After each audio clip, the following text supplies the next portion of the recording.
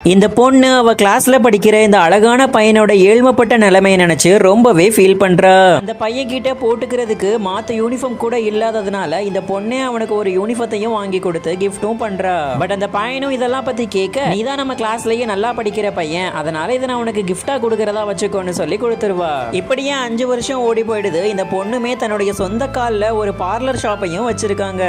அப்புறம் தன்னுடைய வருங்கான ஃபியான்சியை கண்டுபிடிக்கிறதுக்காக ஒரு மிகப்பெரிய ரெஸ்டாரண்ட்டுக்கும் போறாங்க.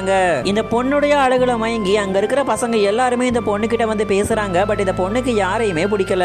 அப்பன்னு பார்த்து இந்த ரெட் கலர் ஷர்ட் போட்ட பையன் இந்த பொண்ணு கிட்ட வந்து ஃப்ளர்ட் பண்ணிட்டு இருக்கிறான். இந்த பொண்ணுக்குமே அந்த பையனை ரொம்பவே பிடிச்சிருக்கும். அவனுடைய கண்ணத்திலையும் போய் கிஸ்ஸும் பண்ணிடுறா.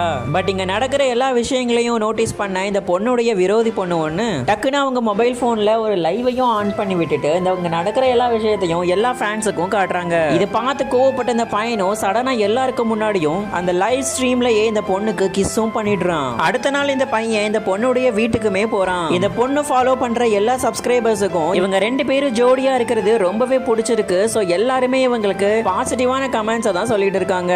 இதனால இவங்க 2 பேரும் தினமும் சேர்ந்து லைவ் ஸ்ட்ரீமும் போட ஆரம்பிச்சிட்டாங்க.